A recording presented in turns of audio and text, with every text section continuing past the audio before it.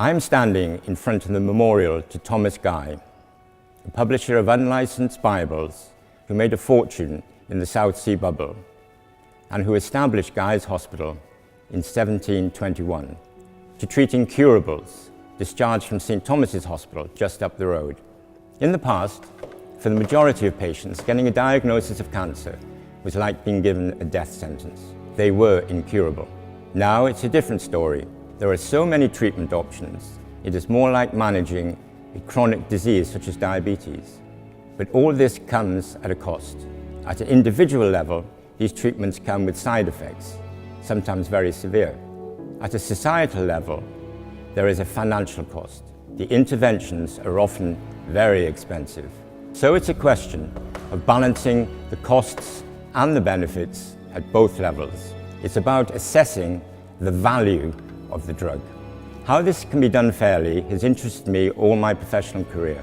No more so than between 1999 and 2012, when I was the Clinical and Public Health Director of a newly established institution called NICE, the National Institute for Health and Care Excellence. However, my interest was just about to get more personal. 2 years ago, I was diagnosed with throat cancer.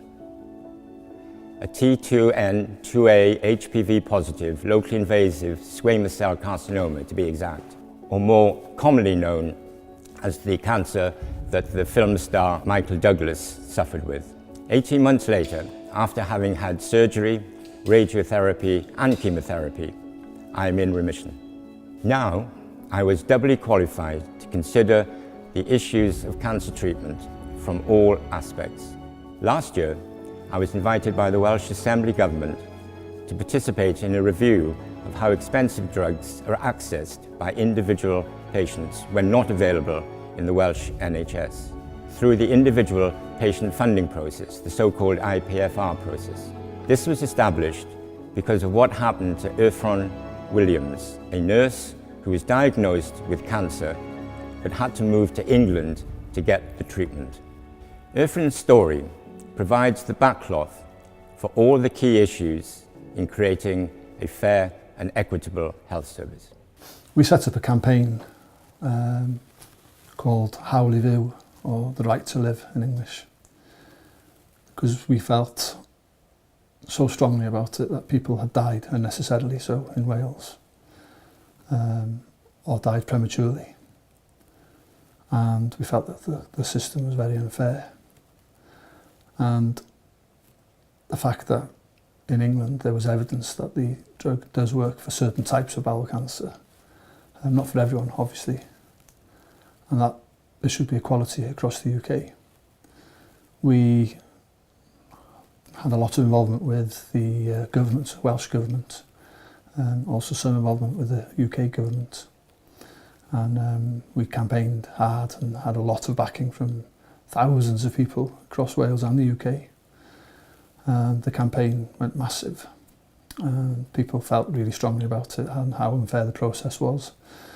And we met eventually with the Welsh First Minister, Mr Carwyn Jones, who we had a conversation with about our campaign, about our beliefs and about how we feel that the process that we had to go through was very unfair and undignified. Because you have to go through something called the IPFR process, individual patient funding request process, which is a government policy. And in order to be successful in your application for, or your consultant's application for the medication, you have to prove exceptionality. And nobody was able really to define what exceptionality meant in my case. And when we looked deeper into the IPFR process, we found that there was a lot of flaws in that policy, and that led to inequalities across Wales, let alone across the UK. And it was basically a postcode lottery. But of course, in relation to the drug itself, cetuximab, once we'd had that discussion with the First Minister, that was in July of 2015. At that point, I'd received my treatment in England and it had been successful. I'd had to move across the border to live in England, change my GP, change my address. and was accessing cetuximab over in the Christie's in Manchester. And the outcome was I had overall 60% shrinkage of my tumours, leading to the ability to have surgery from my specialist in Aintree in Liverpool. And in between having the treatments, those treatments and the surgery, we met with the First Minister and explained our situation. And by the new year, the Welsh Government announced that, based on all the evidence that was available, that they would fund cetuximab as a first-line treatment for people with bowel cancer where they were suitable. So the first success, I guess, in terms of our campaigning was around the fact that that particular drug, along with another cystic fibrosis drug, were authorised in Wales for people where they felt it was suitable if they had the right genetic type to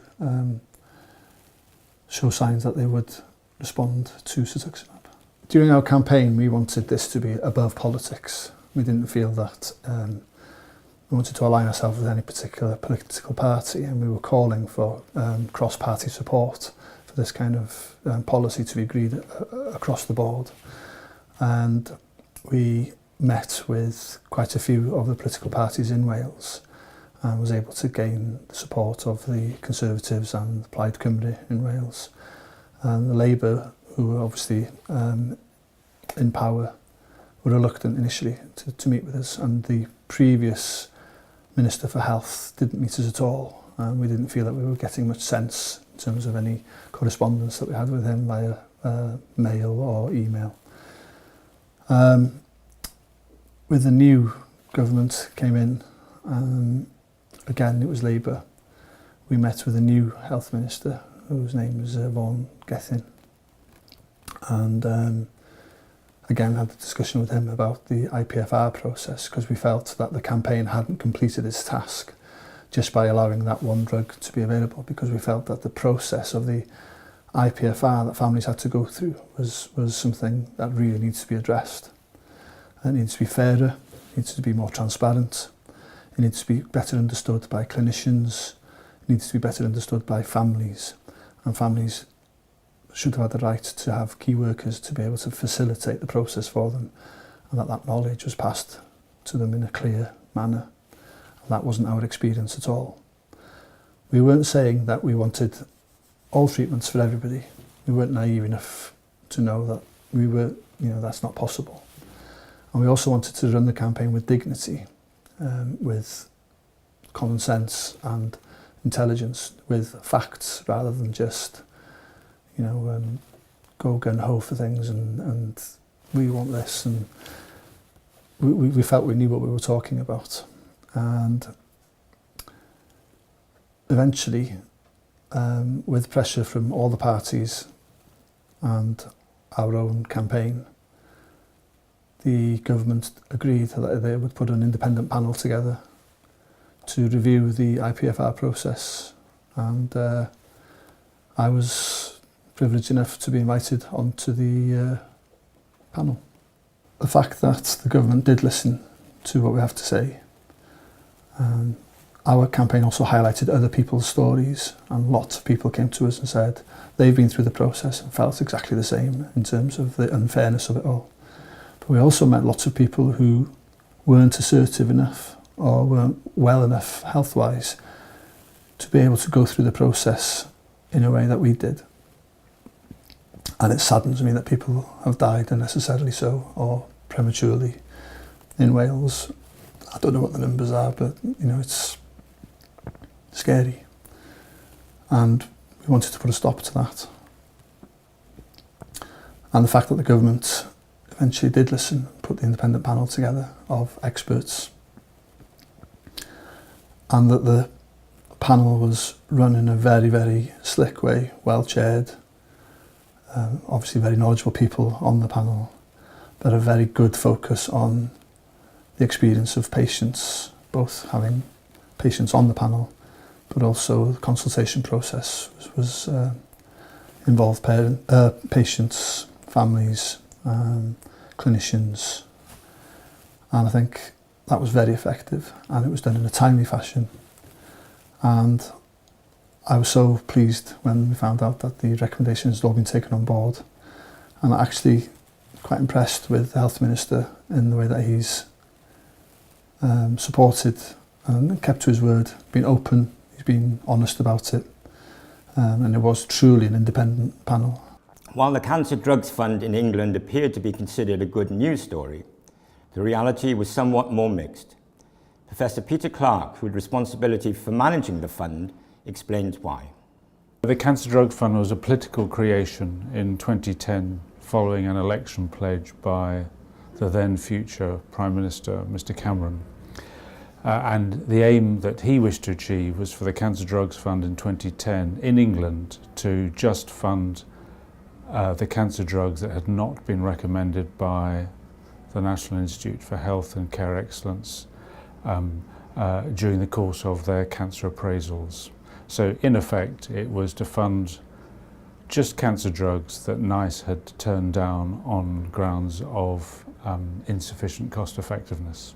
It had many successes and it had significant failures. And the first success was that it dramatically increased access of cancer drugs to cancer patients. It speeded up the access of cancer drugs to patients. It increased access to patients with rare cancer drugs. It increased access to what we call off-label use. It had significant failures. So when it was created in 2010, it was implemented regionally. So there were 10 regions in England, and therefore there were, between 2010 and 2013, 10 different cancer drug funds, all working differently. And the immediate result was it promoted variation in practice. There was an initial lack of emphasis on reimbursement, and what drug companies, or some drug companies soon realised, is that you could get reimbursed by the Cancer Drug Fund at what we call the full list price for a pharmaceutical product, whereas if you went through the NICE process and gained the conclusion of clinical and cost effectiveness, you would often have to drop your price by doing that. So some pharmaceutical companies saw the Cancer Drug Fund as a way of making more money for their products than going the traditional route, which was to try and get recommended by NICE. The third problem that the Cancer Drug Fund had was that it soon became overspent, particularly from 2014 onwards. That's inevitable when you have an ever-increasing list of drugs to potentially fund that have been turned down by NICE, and you have a fixed budget. It also became evident in 2014 that the Cancer Drug Fund was going to ever-increasingly overspent because the cancer discovery pipeline for cancer drugs is immense at the minute, and there were far more new cancer drugs coming into potential use from 2013-14 onwards.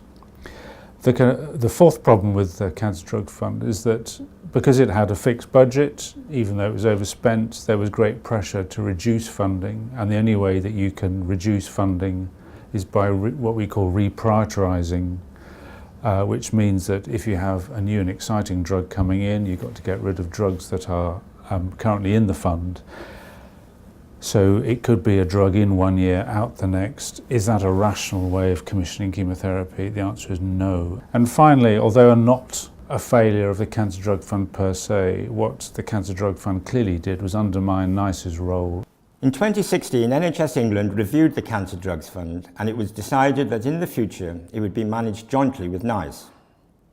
Specifically, the new Cancer Drugs Fund to allow drugs that NICE was unsure if they were cost effective or not to be available in the NHS, on condition that data would be collected in order to make a final decision.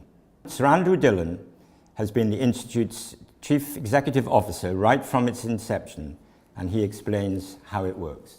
So our general approach to evaluating treatments for cancer is the same as it is for all other treatments, with that exception of recognising that because cancer, unlike most other diseases and conditions, not everything, but a lot of other diseases and conditions, or rather the treatments that are being developed for cancer, tend to be introduced right at the end.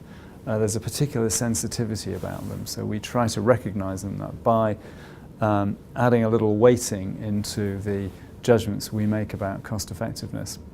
And there's one other thing too that the health service is trying to do to help to make sure that, as far as possible, given the fixed resource that the NHS has to operate with, that it's doing the best it can for people with cancer.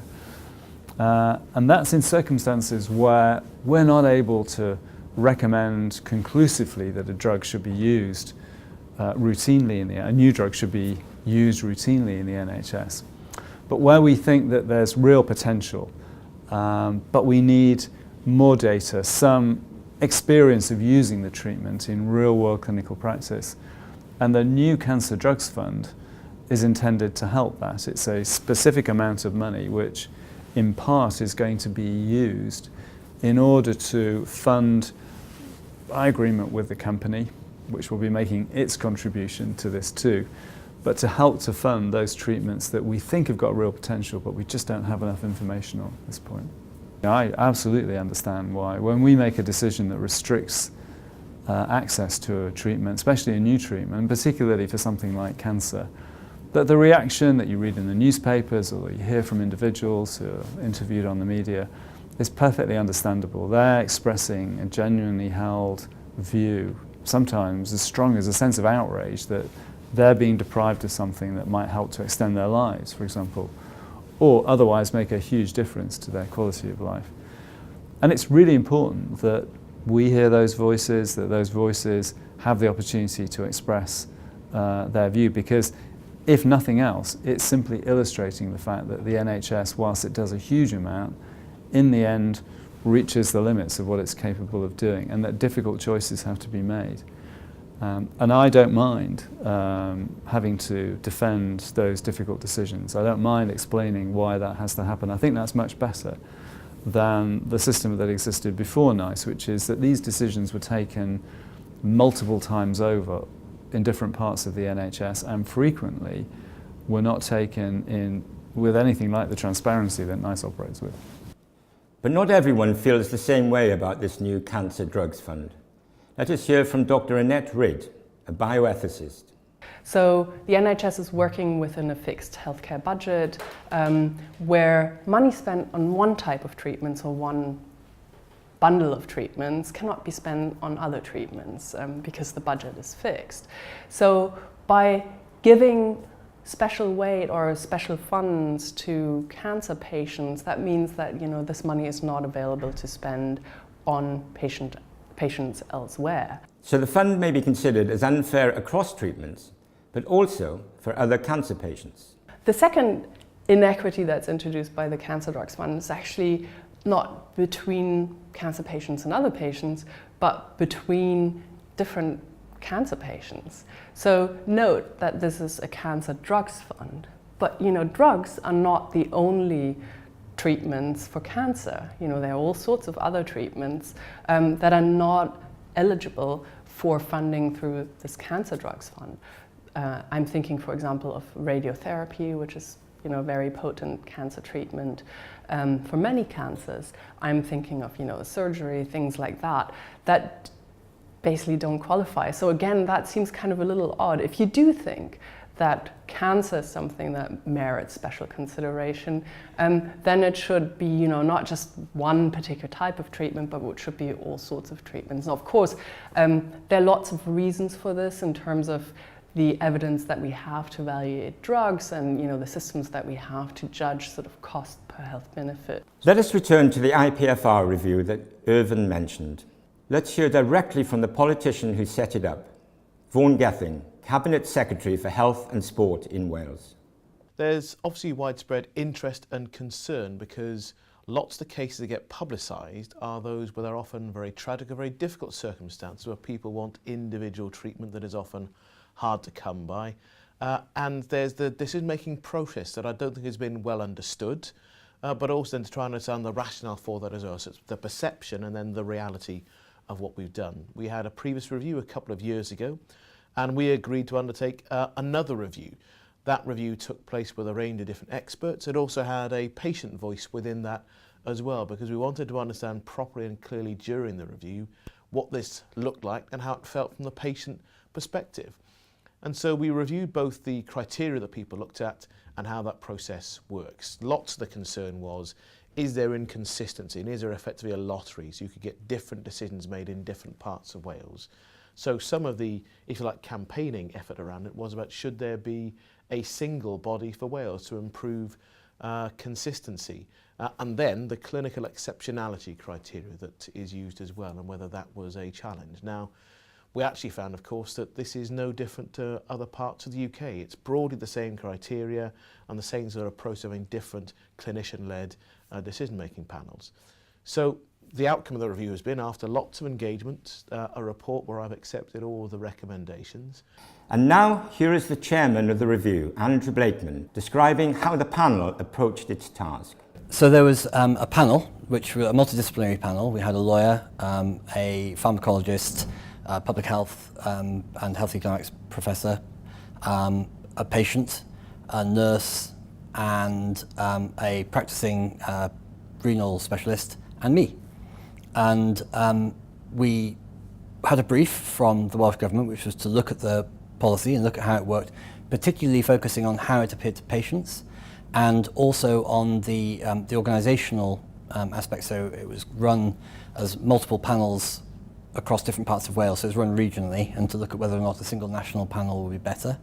And we were also asked to look at the principle on which decisions were made, which is called exceptionality. Our conclusions were that the principle of exceptionality was confusing, and we replaced it with a concept that looked at whether or not a treatment would give clinical benefits and reasonable value for money. That was the only issue of principle we found. So we found lots of practical issues. In fact, I think the practical issues were much more significant than the issues of principle. But while the system can be made fairer and more transparent, the review panel still realised that difficult decisions would need to be made. These are hard issues and they affect individuals' lives, so it's very painful, but I do strongly favour relying on the evidence and putting health resources where they will do most benefit for most people.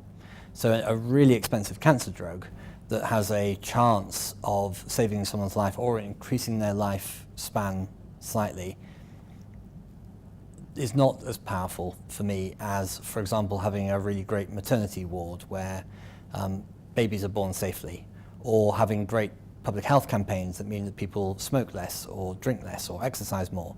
Those things are all better value for money than the end-of-life cancer care. And while that sounds incredibly callous, we do have to make choices between one thing and another. And at the margin, I would personally, as a citizen, make choices in favour of those things that would get the most bang for the buck. And that isn't end-of-life drugs. It also frustrates me that the pharmaceutical firms price these drugs on a global market. I'm sympathetic to them that they have a global market in which to price them, but they charge a lot of money for the drugs. And I think they have a tendency to create an expectation in the patient that these drugs will have more impact than they often do have. And so patients who are in dire situations and who are fighting for their lives come to believe, or either are told or come to believe, that these drugs will have a bigger impact on them than they most likely will. And that, I think, is wrong too. So although it's really tough, I would favour funding, well, I wouldn't favour funding the expensive, risky end-of-life drugs. Everyone, patients included, want the decisions to be based on the best evidence and consider it acceptable to assess value for money. There is no endless pot of money to treat everybody with everything. We have to be sensible about evidence-based medicine, and we have to be sensible about understanding what works and what's cost effective and what's best for the whole population. But I think the minimal standard should be that everybody should be guided through the process in a way that is supportive. And I'm hoping that the IPFR process, whatever outcomes there are for families, whether they receive treatment or not, that the process itself is easier to go through, because that reduces stress on families. My wife and I were basically left to contact people probably harass people, and that's how it might have felt for them. And to find out information for ourselves at a time when we should have really been concentrating on looking after my health and enjoying life and spending time with our children. I don't regret that we did it, because I did have access to the treatment, and now hopefully lots of people will have access to the treatment, especially on a first line basis, which is great news in relation to cetuximab, but most of all in relation to the IPFR policy, that the process is going to be far easier for both clinicians and for patients who have to go through that process to access, either successfully or unsuccessfully, treatment that they require or that they deem that they require. But people also seem to be clear that variation to access is a bad thing. That applies within countries, but also between countries. So you asked whether it mattered whether the 3 or the 4 countries in the United Kingdom had different regimes. And I think it does matter, because it creates a huge sense of injustice if at the borders, if somebody living on one side of the border has access to one treatment and somebody the other doesn't. And although Britain does have 4 health systems for each of the devolved administrations plus England, patients and citizens don't really feel that the NHS should be different in Wales, for example, than it is in England. And I, as a citizen, don't think it should be. So I think it's a problem.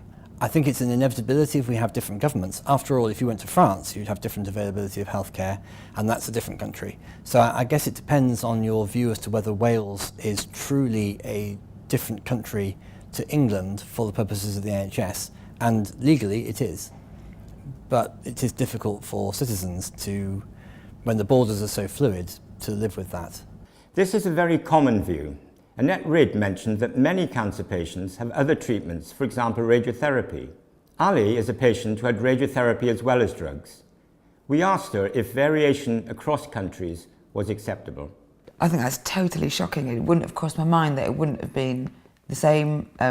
It should be best practice everywhere, and I think that's absolutely shocking. Ali's story also emphasises Irfan's point in that getting a diagnosis of cancer is so devastating that patients need to have absolute faith in their doctor, having the knowledge and ability to be able to steer them through a complex process of what treatments are available.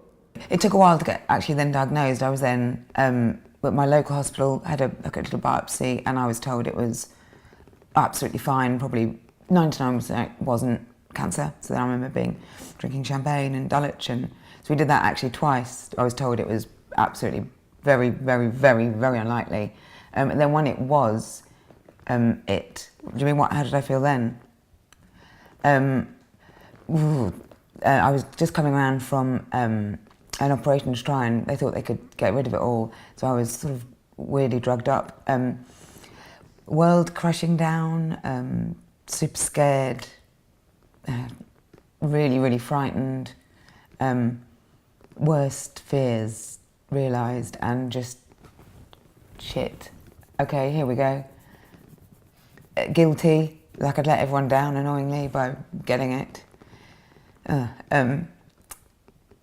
I smoked very, very little, but it is a smoker's disease I got, so I felt like it was my fault, a lot of blame. Yeah, awful. I was just going to have a radio, and it was only at a tiny, tiny, tiny bit, and they were being super safe, and I was just going to have a little bit of radio, and that was it for a couple of weeks. And then I actually got a letter just confirming my treatment. Then that afternoon I got a phone call from the hospital saying, could I go in?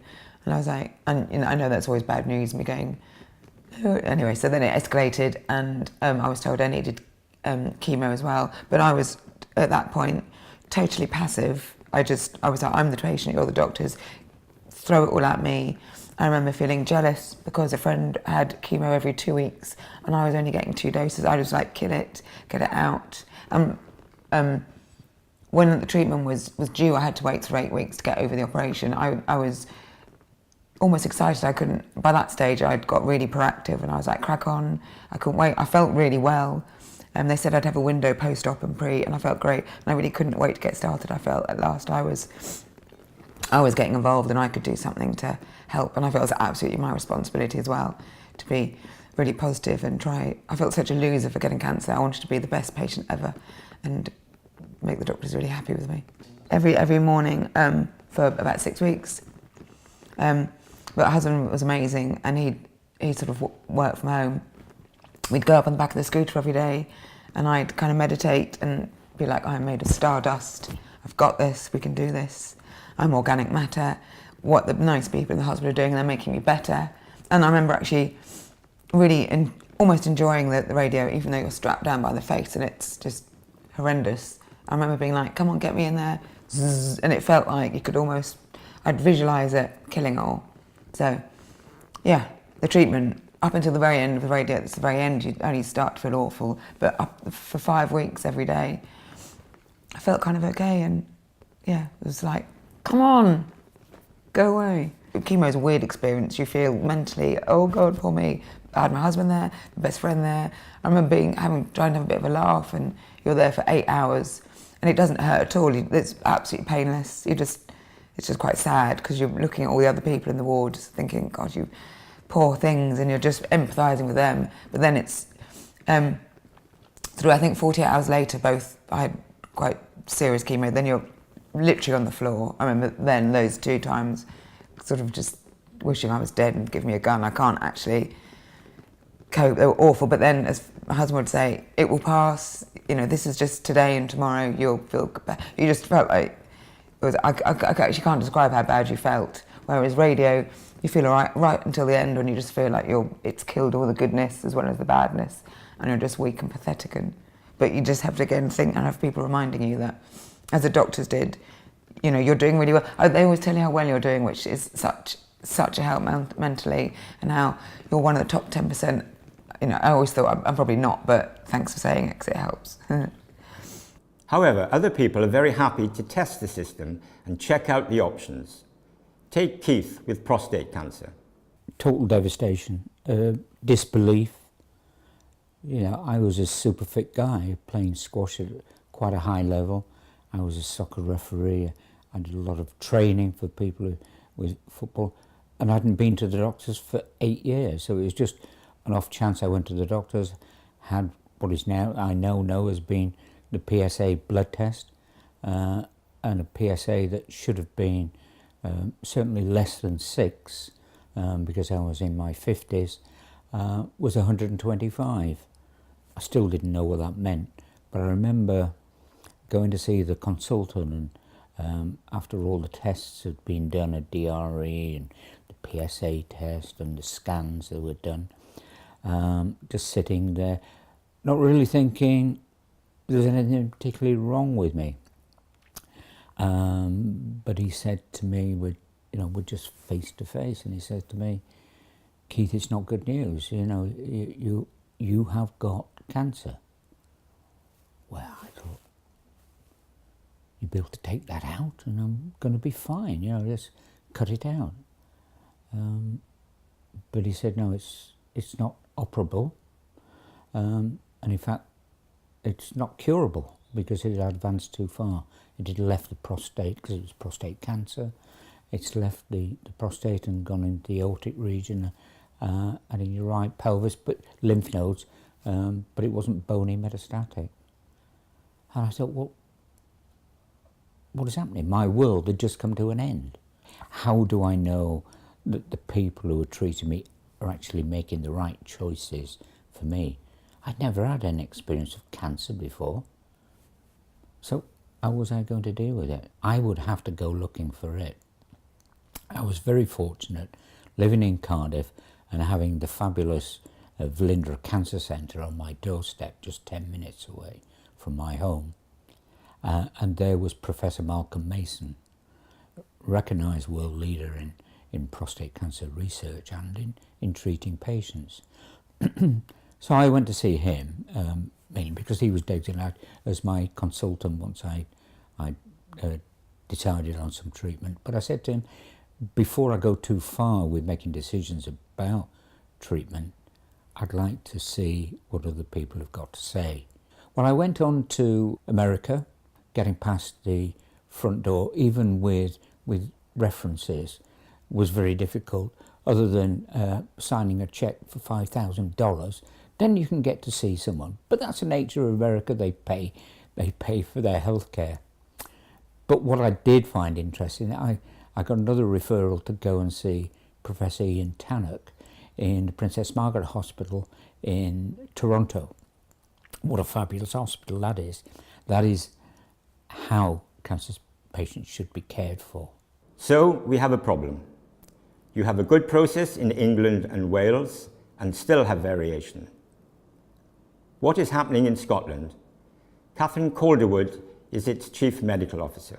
We have 14 health boards in Scotland, so each health board has its own budget and its own hospitals and clinics and GP practices to run.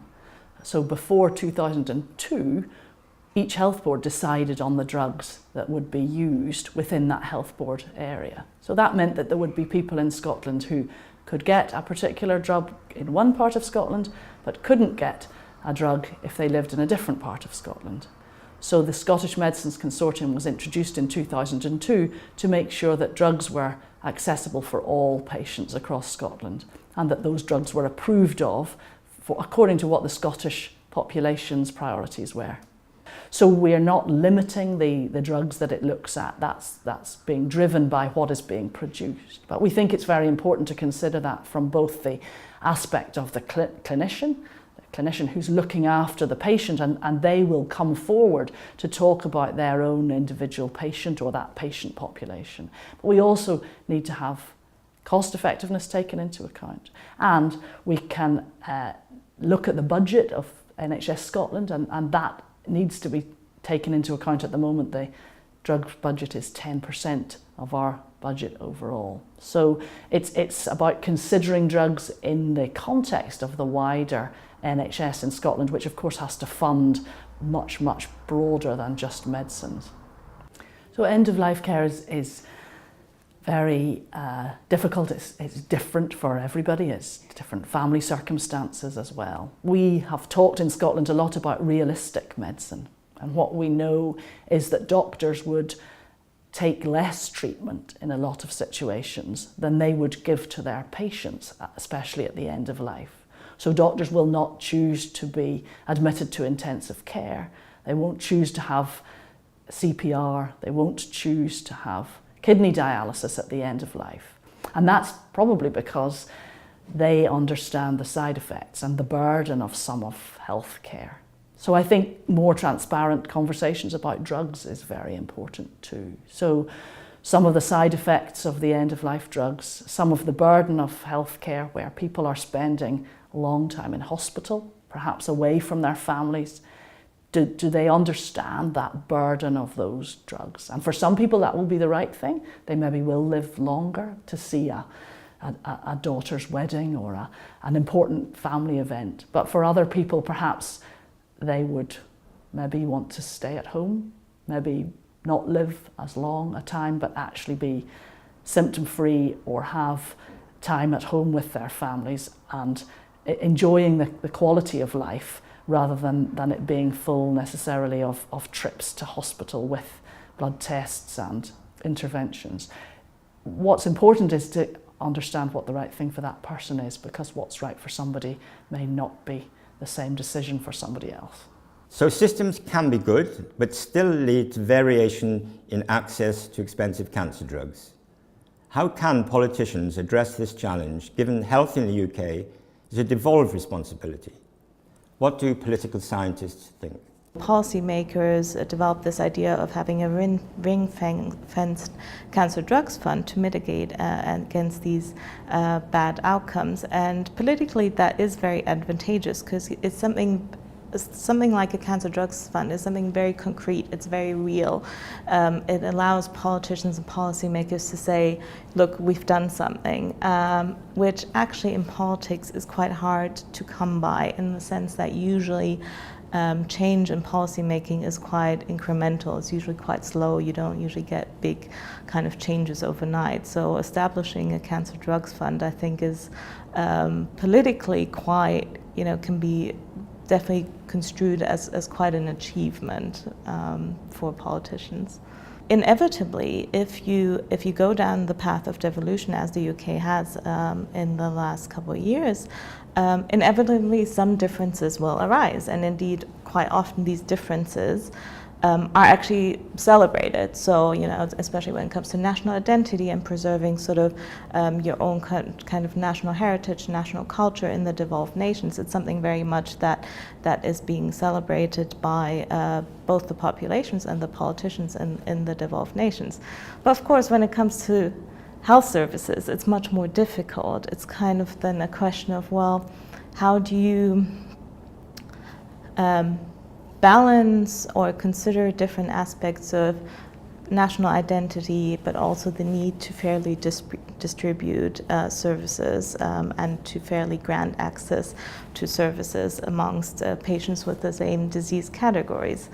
And also for politicians, I think, coming back to your questions around whether this is an issue for politicians, I think it is a very real issue, because on the one hand, in their devolved nations, they need to be seen as still sort of representing and standing up for the relative independence of their countries, of their devolved nations.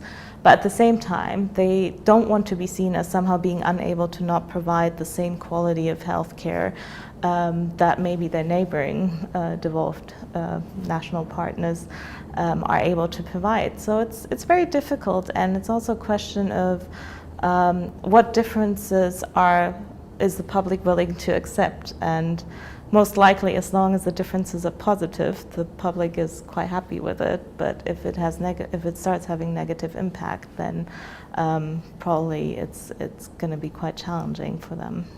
Personally, I think it would be very difficult politically to claw back some of the devolved powers that Scotland, Wales, and Northern Ireland and England have been getting, which I think would be necessary if you would sort of standardize, health services UK-wide. I think what is conceivable as an option, but again politically possibly quite challenging, is to rather than have take the route of devolution, kind of go down the route of a more federalized structure, such as we have in Germany, for example, but also the United States, where perhaps you could have the UK central government legislate for certain sort of minimum standards, minimum treatment access that has to be provided by the devolved nations. How they provide for this and how they structure it would still be up to them, but perhaps sort of mandating from the UK side what the minimum requirements be to sort of level the playing field a little bit. I'm sitting next to a statue of John Keats. He registered as a medical student at Guy's Hospital in 1815, and by 1816 he had already received his apothecary's license, which made him eligible to practice as an apothecary, physician and surgeon. But before the end of the year, he announced to his guardian that he was resolved to be a poet and not a surgeon. I wonder if he would have made as famous a surgeon as a poet. We have heard that patients and the public accept the need to assess value for money, but we want health prioritization decisions to be fair and evidence-based. But how can they be reassured that their health services are functioning in this way? My research team at King's College London, in conjunction with colleagues of University College London, have developed a new approach to helping patients understand how these decisions are made and to encourage the public to get involved in making these difficult decisions. The approach is based on a social values framework, which has been converted into a decision-making audit tool, the DMAT. My group has now joined with a design company to develop a digital online version which consists of a series of questions relating to content values, what works and at what cost, and process values, openness and inclusivity. These could act as principles underpinning decision-making. You can use this tool to assess how local or national organizations are making healthcare decisions on your behalf.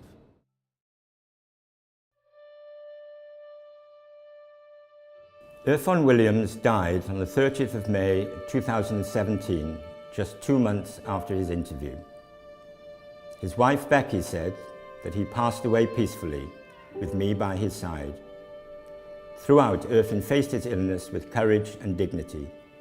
In his final weeks, he has been nursed at home, surrounded by those who love him. There has been no battle lost to cancer.